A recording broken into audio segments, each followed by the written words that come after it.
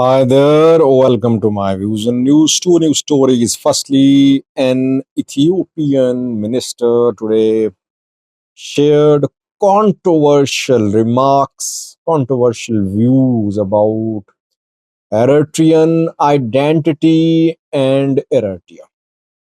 This minister is very close to the Prime Minister of Ethiopia, PM Abiy. I'll have a detailed look at what the minister shared. Secondly, another don't strike on a Tuesday. Earlier in the day, I told you about a don't strike near Mota in Gujam. The strike is being confirmed in Gujam. It seems that now the military is heavily relying on its air force to completely eliminate Fano groups. Let's start with the first story, which is about an Ethiopian minister who who has shared some controversial views about Eritrea and Eritrean identity. Ethiopia is not happy with what happened in Eritrea, where Isas Afwerki hosted Abdul Fattah al-Sisi and Hassan Sheikh. Ethiopia has been trying to break this alliance among Eritrea, Egypt, and Somalia. It has been trying to be soft on Eritrea, critical of Egypt and Somalia. Strategy is not working, it seems. Eritrea is at the forefront of forming anti-Ethiopia allies. An Ethiopian minister shared someone's views about Eritrea and Eritrean identity. If I post someone's comments on my social media account, it means I am endorsing it. Or I should clearly say that I don't agree with these views.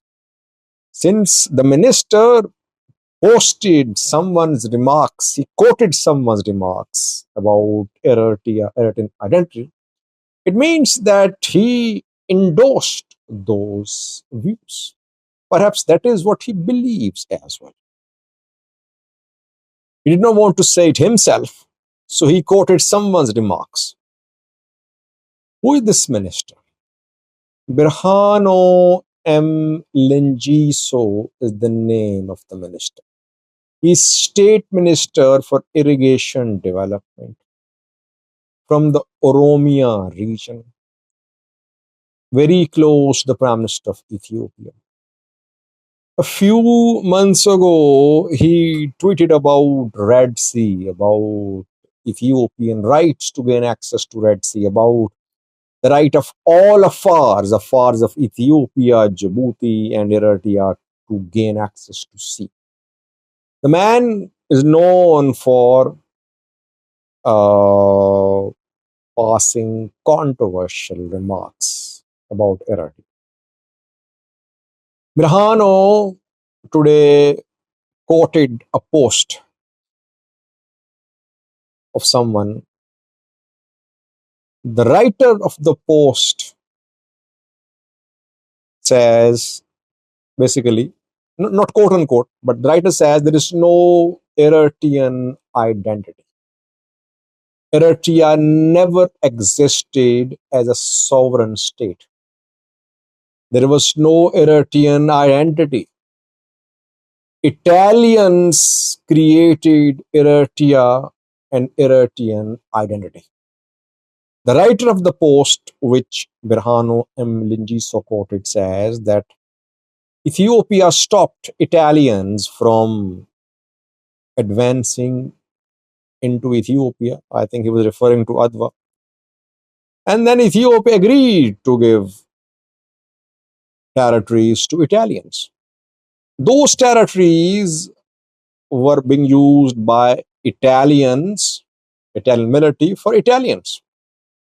And that area is called Eritrea. It's not that Eritrea always existed as a sovereign state, as a country, before the arrival of Italians. Eritrea was created by Italians for themselves. It never existed as a sovereign state before the entry of Italians in this act. So Birhano seems to be rejecting the popular Eritrean view that Eritrea always existed as a sovereign state, as a separate entity with Eritrean identity. Italians tried to colonize it, but Eritreans fought and they gained their independence from Italians and then from Ethiopians. Remarks very controversial. Uh, I mean, why should you comment on a neighboring country's people about their identity, about their state, about their past? What do you want? Why do you want to involve yourself in this dispute? Are you Eritrean? No. Why do you want to dig up the past? Eritrea can never be part of Ethiopia now.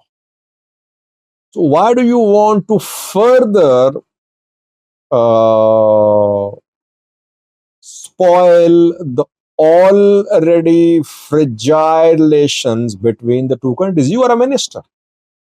You are not an ordinary citizen of Ethiopia. You are a minister. You represent government. You hold a portfolio.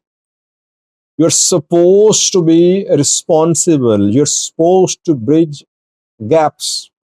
You're supposed to build bridges. But you're creating divisions. That is why Eritreans, Ethiopians, they become entrenched in their views against each other. So very disappointing. I think the minister should be careful. I mean, he's not a philosopher, he's not a historian, he's not an academic. He's a minister. He should behave like a minister. He should work to uh, he should work for the improvement of relation between Ethiopia and neighboring countries. He shouldn't be a tool of spreading divisions and spreading the narratives which could lead to further deterioration of bilateral relations between Ethiopia and Eritrea. Second, another drone strike was conducted on Tuesday. Two drone strikes I've been able to confirm in the last 12 hours. The last video I told you about a drone strike near Mota, where a health center was hit reportedly, which was being used by Fano fighters. Second strike, Mota is in Gojam. Second strike was also conducted in Gujam. This time, Digger Demort was hit. Digger Demort has changed hands several times in the last few months. Fano groups take control of it, then military retakes control. It has been ongoing for almost a year. Fanos were in control of Digger Demort, in control of the government buildings there, when a drone strike was conducted on the city administrative building of the administration, city administration in Digadimort. It was hit in the drone strike, which was reportedly being used by Fano fighters. They were there. The compound of the administration building was partially damaged. How many Fano fighters were killed and injured, not clear, but definitely Fano suffered losses. Military is letting them enter town cities. Military withdraws, and when they enter town cities, drone strikes are being conducted. Strikes are being conducted.